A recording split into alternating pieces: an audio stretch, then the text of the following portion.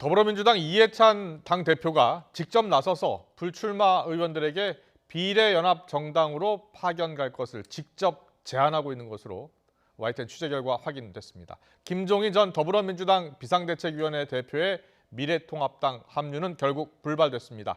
총선 분위기가 무르익는 국회 상황 자세히 알아보겠습니다. 최민기 기자. 네, 국회입니다. 민주당이 결국 의원 파견 절차에도 착수했군요. 이해찬 대표가 직접 나섰다고요? 네, 그렇습니다. 민주당은 앞서 비례연합정당 출범을 위한 연합 시점을 모레인 18일로 못 박았습니다. 시간이 얼마 안 남은 만큼 이해찬 대표가 직접 소속 현역 의원들에게 연합정당 파견 의사를 타진하는 것으로 전해졌습니다. 이해찬 대표는 오늘 서울 여의도의 한 식당에서 총선 불출마 중진 의원과 오찬을 함께했습니다. 애초 참석 대상이었던 의원 상당수가 참석하진 않았고 이 참석한 강창일 의원도 연합정당 당정 문제를 논의하지 않았다고 일축했습니다. 하지만 진보진영 비례정당 문제를 조율하는 윤호중 사무총장이 배석했다는 점에서 연합정당으로의 파견 의사를 묻고 설득하는 자리였다는 해석에 힘이 실리고 있습니다. 게다가 내일 이 대표는 총선 불출마 초재선 의원들을 만나고 모레는 공천에서 배제된 중진 의원들과의 오찬이 잡혀있는 등 잇따라 오찬 일정도 있습니다. 이처럼 민주당이 연합정당의 현역 의원들을 파견하려는 결정적 이유는 선거법상 현역 의원이 없는 정당은 비례대표 투표용지에서 앞번호를 받을 수 없고 선거 보조금도 받을 수 없기 때문입니다. 하지만 이 같은 민주당의 행보로 그간 미래통합당의 위성정당을 비판했던 논리가 설득력을 잃었다는 비판이 나오고 있습니다.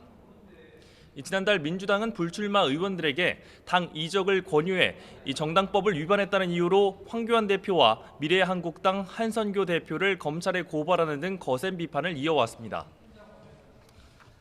다른 진보 진영 정당의 비례정당 참여는 어떻습니까?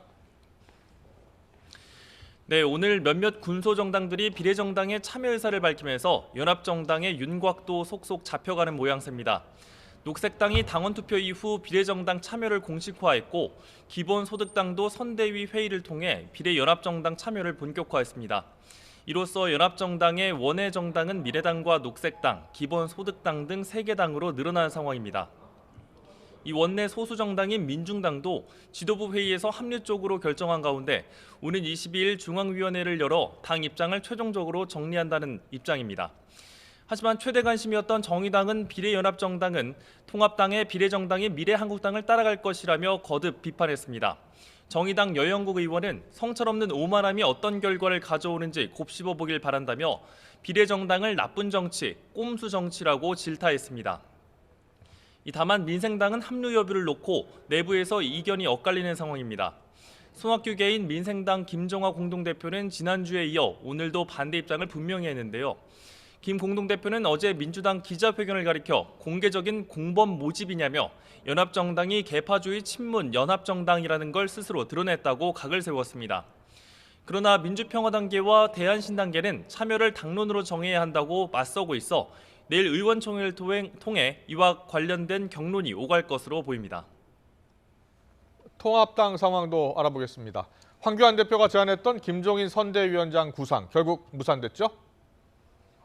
네, 맞습니다. 앞서 통합당 황교안 대표가 김정인 전 더불어민주당 비대위 대표를 선대위원장으로 영입하기 위해 접촉해왔지만 김 전 대표는 굳이 자신을 영입하려는 이유를 알 수 없다며 결국 제안을 거절했습니다. 김종인 카드가 막판 불발되면서 통합당은 오늘부터 공식적으로 황교안 대표를 총괄 선거대책위원장으로 하는 선대위 체제로 전환했습니다. 황 대표는 오늘 당 최고위원회의에서 경제 살리기와 나라 살리기 선대위를 만들겠다며 자신이 직접 총괄 선거대책위원장을 맡기로 했다고 밝혔습니다. 이어 통합당 공동선대위 위원장에 박형준 혁신통합추진위 위원장과 신세돈 숙명여대 경제학부 명예교수를 각각 선임하기로 했습니다. 오늘 통합당은 추가 공천자 명단도 발표했는데요. 여기에 세월호 유가족에 대한 막말 파문을 불렀던 차명진 전 의원도 포함됐습니다. 통합당 공관위는 차 전 의원이 경기 부천병 경선에서 감점 4점을 받고도 결국 상대 후보를 꺾었다면서 낙점 배경을 설명했습니다. 또 앞서 서울 서초갑에서 공천 탈락했던 이해운 의원은 동대문을 경선에서 승리해 생환에 성공했고 재경선에 접전을 치른 서초 을에서는 박성중 의원도 진담승을 거두며 공천을 받게 됐습니다. 이와 함께 통합당의 비례정당인 미래한국당은 오늘 오후 비례대표 후보자들에 대한 공천 심사 결과를 발표합니다. 공관위가 작성한 비례대표 후보 명단은 최고위원회의 최종 의결을 거쳐 확정될 예정으로 아직 결과가 발표되진 않았습니다. 지금까지 국회에서 YTN 최민기입니다.